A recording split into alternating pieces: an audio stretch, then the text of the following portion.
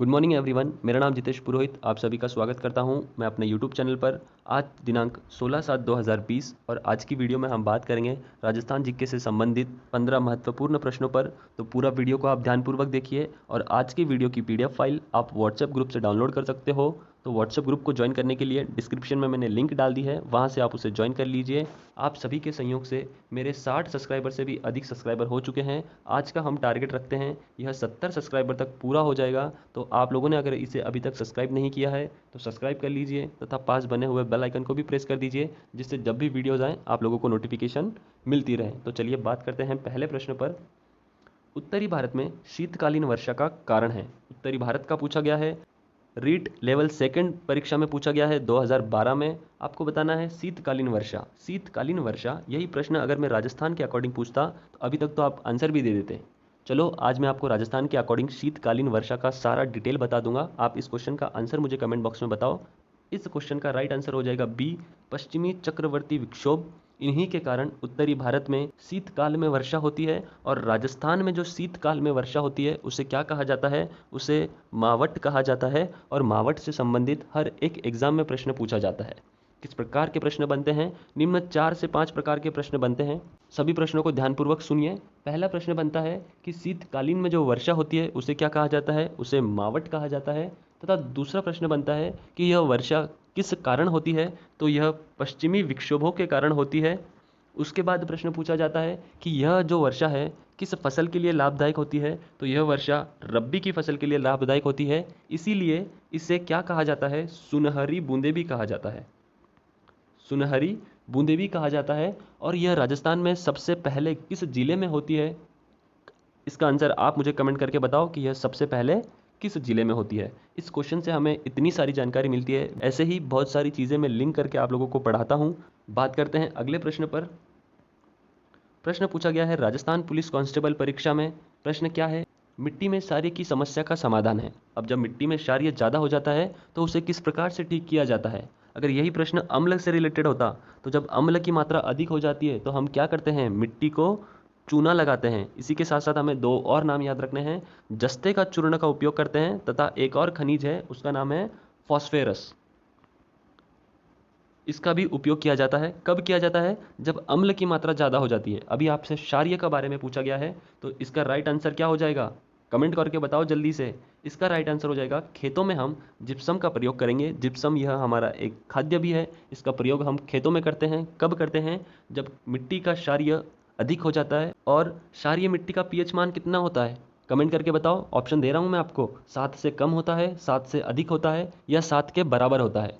अम्ल में भी आप जोड़ सकते हो। अम्ल का पीएच कितना होता है? 7 से कम होता है, 7 से अधिक होता है, या 7 के बराबर होता है। दोनों आंसर आप मुझे कमेंट बॉक्स में दीजिए। बात करते हैं अगले प्रश्नों पर। प्रश्न पूछा गया है राजस्थान पुलिस कांस्टेबल परीक्षा में निम्न में से किस जिले में वर्षा सर्वाधिक होती है? अब सुनिए, वर्षा के बहुत सारे प्रश्न पूछे जा रहे हैं। किस प्रकार के इसके प्रश्न बनने वाले हैं मैं आप लोगों को बता देता हूं। सर्वाधिक वर्षा, सबसे कम वर्षा, स्थान कौन कौन से हैं, ये भी हम आज सभी अच्छे से पढ़ लेंगे। इस क्वेश्चन का राइट आंसर हो जाएगा झालावाड़। इसकी बात मैंने पिछले वीडियो में भी कर रखी है। आप लोगों ने अगर वो वीडियो नहीं देखे हैं तो वीडियो देखिए। मैं रोज़ आपको 15 क्वेश्चन की वीडियो डालता हूँ। 15 ही क्यों, 50 क्यों नहीं? क्योंकि हमें थोड़ा थोड़ा पढ़ना है और हमें अच्छे से पढ़ना है। भले ही मैं 15 क्वेश्चन लेता हूं लेकिन आपको जानकारी 30 से 40 प्रश्नों की देता हूं। तो पूरा वीडियो को आप ध्यानपूर्वक देखते रहिए तथा रोज़ इसे देखिए, क्योंकि हम जब रोज़ पढ़ेंगे तभी आपकी चीज़ों से लिंक लगेगी। अगर आप बीच बीच में छोड़ दोगे तो थोड़ी सी कठिनाइयाँ आएगी आपको। रोज़ देखिए, 15 ही प्रश्न देखिए लेकिन अच्छे से देखिए। अब हम जैसे वर्षा से रिलेटेड बात कर रहे थे तो दो तीन चीज़ें तो आप अपने माइंड में सेट कर ही लीजिए। जैसे सर्वाधिक वर्षा होती है झालावाड़ में, यही अगर सबसे कम पूछ ले तो हम बताएंगे जैसलमेर में, जो हमारा राज्य का सबसे बड़ा जिला भी है। उसके बाद प्रश्न पूछे जाते हैं कि वह कौन सा स्थान है जहाँ पर सर्वाधिक वर्षा होती है। तो स्थान अगर पूछा जाए तो हम लगाएंगे माउंट टाबू, जो हमारे सिरोही में है। और यही अगर सबसे कम वर्षा वाला स्थान पूछ ले तो हम लगाएंगे समगांव, जो हमारे जैसलमेर जिले में है। इसके बाद और प्रश्न पूछे जाते हैं कि राजस्थान में सर्वाधिक वर्षा किस महीने में होती है। तो अभी जो महीने चल रहे हैं ना, जुलाई अगस्त, इसी महीनों में सबसे ज़्यादा होगी। जुलाई अगस्त महीनों में सर्वाधिक वर्षा होती है। तथा एक और प्रश्न पूछा जाता है कि राजस्थान में सर्वाधिक वर्षा की विषमता कहाँ है। अब विषमता का मतलब क्या है कि भाई हुई तो बहुत होती है और नहीं हुई तो कुछ भी नहीं होती। ऐसा जिला कौन सा है? तो वह जिला है हमारा बाड़मेर। पाकिस्तान के साथ कितनी सीमा लगाता है? गुजरात के साथ सबसे कम सीमा लगाता है। तो फिर बताओ गुजरात के साथ सबसे अधिक सीमा कौन लगाता है? बाड़मेर। एक स्थान ऐसा है जो मल्लीनाथ जी के नाम से जाना जाता है। बाड़मेर में ही कौन सी झील स्थित है? मैंने आपको कल ही पढ़ाई, पंचपदरा झील। इसकी सारी विशेषताएं मैंने आप लोगों को उन वीडियो में बता रखी है। वीडियो की लिंक डिस्क्रिप्शन में मिल जाएगी। नहीं देखी है तो एक बार जाइए, वीडियो को देखिए तथा अपनी नोट्स वहां से भी प्रिपेयर करिए। इस क्वेश्चन से भी हमें इतनी सारी जानकारी मिली है। आप लोगों ने अगर अभी तक चैनल को सब्सक्राइब नहीं किया है तो चैनल को सब्सक्राइब कर लें तथा जितना हो सके उतना इसे अपने दोस्तों में शेयर करते रहिए। बात करते हैं अगले प्रश्न पर। अगला प्रश्न पूछा गया है, वन रक्षक परीक्षा में निम्नलिखित में से किस जिले में तापांतर की सर्वाधिक विषमता पाई जाती है? अब तापांतर की सर्वाधिक विषमता पूछी गई है, मतलब क्या होता है इस प्रश्न का कि वह कौन सा जिला है जहां पर सर्वाधिक विषम तापमान देखा जाता है? तो वह हमारा जैसलमेर जिला है। क्यों जैसलमेर जिला है? दिन में तो यहाँ पर भयंकर गर्मी पड़ती है, लेकिन यहीं पर रात में रेत जब ठंडी हो जाती है तो उसी के दुगनी ठंड भी पड़ती है, इसीलिए यहाँ पर तापांतर में सर्वाधिक विषमता पाई जाती है। अगर इसी के साथ साथ पूछता न्यूनतम कहाँ पर होती है तापांतर की विषमता, तो न्यूनतम होती है हमारे डूंगरपुर में। कहाँ होती है? डूंगरपुर में होती है। और डूंगरपुर की सीमा किस राज्य के साथ लगती है? आप लोग मुझे बताओगे। तथा डूंगरपुर से संबंधित एक और प्रश्न मैं पूछता हूँ कि यह जिला किस संभाग में आता है तथा डूंगरपुर में कौन सी नदी बहती है और कर्क रेखा इस जिले से गुजरती है नहीं गुजरती है? आपकी क्या राय है कमेंट बॉक्स में बताओ। प्रश्न मैं आपको बहुत सारे पूछ रहा हूँ, कमेंट बॉक्स में सभी के आंसर देते चलिए। बात करते हैं अगले प्रश्न पर।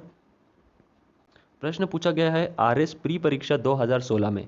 ध्यानपूर्वक प्रश्न को पढ़िए। राजस्थान सरकार द्वारा पहली वन नीति पूछी गई है।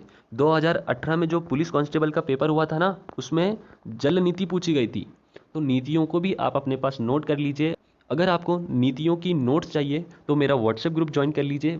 वहाँ पर मैं आपको नीतियाँ कब हुई इसकी नोट्स प्रोवाइड करने वाला हूँ। तो डिस्क्रिप्शन में लिंक है, आप जाकर जल्द से जल्द उसे ज्वाइन कर लीजिए। पहली वन नीति पूछी गई है राजस्थान की। तो वन नीति से हमें क्या याद रखना है? वन नीति फरवरी 2010 में हुई थी। अगर एग्जैक्ट डेट पूछ ले तो 18 फरवरी 2010 यह राजस्थान की प्रथम वन नीति हुई थी। तथा इसी को अगर भारत से अकॉर्डिंग पूछ ले कि भारत की प्रथम वन नीति यह कब हुई थी, तो भारत की प्रथम वन नीति हुई थी 1952 में। और इसी के साथ साथ भारत की दूसरी वन नीति जो हुई थी 1988 में। दोनों चीज़ें आपको याद रखनी है। भारत की पहली वन नीति 1952, दूसरी 1958, और यही राजस्थान की पूछेगा तो 18 फरवरी 2010। हम वनों से संबंधित अगला टॉपिक डिस्कस करने वाले हैं। हमने राजस्थान की खारे पानी की झीलें पूरी पढ़ ली है, अब हम वनों वाला टॉपिक स्टार्ट करने वाले हैं। इसीलिए आप चैनल को ज्वाइन कर लीजिए। हर दिन वीडियो आती है जिसमें टॉपिक भी डिस्कस होता है और इसी प्रकार के प्रश्न भी डिस्कस होते हैं। बात करते हैं अगले प्रश्न पर। क्वेश्चन पूछा गया है वन रक्षक परीक्षा 2016 में। प्रश्न में पूछा गया है कि वह कौन सा जीव है जिसका संरक्षण चंबल राष्ट्रीय अभयारण्य में किया जाता है? मगरमच्छों का किया जाता है या फिर बाघों का किया जाता है? कमेंट करके बताओ कौन सा आंसर हो जाएगा। भाई बाघ तो बिल्कुल भी नहीं आएंगे। बाघ के लिए 3 राष्ट्रीय उद्यान है ना अपने। कौन कौन से हैं? रणथंबोर, दूसरा कौन सा है? सरिस्का, तीसरा कौन सा है? कमेंट करके बताओ कौन सा है तीसरा। उसके बाद बात आती है चंबल अभयारण्य की। तो चंबल अभयारण्य में घड़ियालों के संरक्षण के लिए महत्वपूर्ण है। तथा आपको क्या क्या याद रखना है चंबल अभयारण्य से, 2-3 बातें अभी याद कर लीजिए। जब मैं आपको टॉपिक समझाऊंगा तब पूरी जानकारी अच्छे से समझा दूंगा। चंबल राष्ट्रीय अभयारण्य यह राजस्थान का एकमात्र नदी अभयारण्य है। उसके साथ साथ यह 2 राज्यों में फैला हुआ है। कौन कौन से? एक है एमपी तथा राजस्थान। यह अभयारण्य राजस्थान का सबसे बड़ा अभयारण्य है घड़ियालों से संबंधित। जब हम वन्य जीवों से संबंधित टॉपिक पढ़ेंगे तब मैं वहाँ पर आपको 26 के 26 अभयारण्य बहुत अच्छे से कवर करवा दूंगा। तो आप अभी के लिए बस इतना जान लीजिए, यह अभयारण्य क्यों प्रसिद्ध है? घड़ियालों के संरक्षण के लिए प्रसिद्ध है। बात करते हैं अगले प्रश्न पर।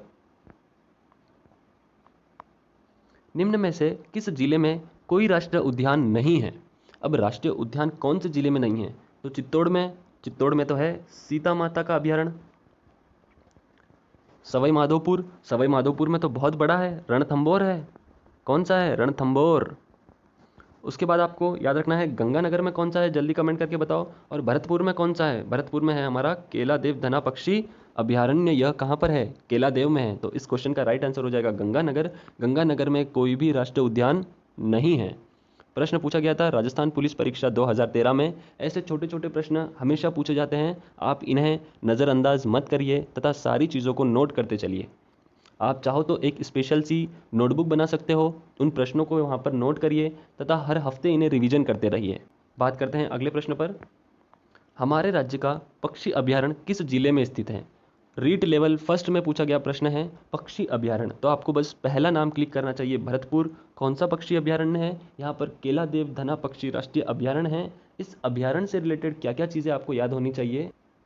यह अभयारण्य 1980 में बनाया गया तथा इसे ही 1985 में यूनेस्को की सूची में शामिल किया गया है। ये दो चीज़ तो भी आपको अभी पता होनी चाहिए। इसके अलावा जितनी भी चीज़ें हैं, जब हम यह अभयारण्य पढ़ेंगे तब मैं आपको बहुत अच्छे से समझा दूंगा। एक पक्षी का नाम याद कर लीजिए, साइबेरियन सारस पक्षी। कहाँ का पक्षी है ये? रूस का पक्षी है जो हमारे राजस्थान में आता है और इस अभयारण्य में वह अपनी शरण स्थली बनाता है। मैं आपको सारी चीज़ें समझा दूंगा, बस आप चैनल के साथ जुड़ जाइए तथा जब हम उस टॉपिक पर बात करेंगे तब मैं आपको बहुत अच्छे से नोट्स बनवा दूंगा। बात करते हैं अगले प्रश्न पर। ताल छापर अभयारण्य किसके लिए प्रसिद्ध है? यह प्रश्न आपका बिल्कुल भी गलत नहीं होना चाहिए और आज हम ताल छापर अभयारण्य से थोड़ी सी बात करेंगे। पूरा अभयारण्य मैं आपको समझाऊंगा जब टॉपिक पढ़ेंगे, आज बस इंट्रोडक्शन जान लीजिए। यहाँ पर किसके लिए प्रसिद्ध है? तो कुरंजा पक्षी के लिए प्रसिद्ध है? नहीं, बिल्कुल भी नहीं। कमेंट बॉक्स में करो किसके लिए प्रसिद्ध है। यह कुरंजा पक्षी के लिए ही प्रसिद्ध है। बाघ के लिए तो मैंने आपको 3 बता दिए, लेकिन भालू के लिए आपको याद रखना है। भालू के लिए अभयारण्य कहाँ बनाया जाएगा? तो यह हमारे जालोर में बनाया जाएगा। और जालोर से क्या चीज़ें पता है आपको? इतिहास पता है जालोर का? बताओ।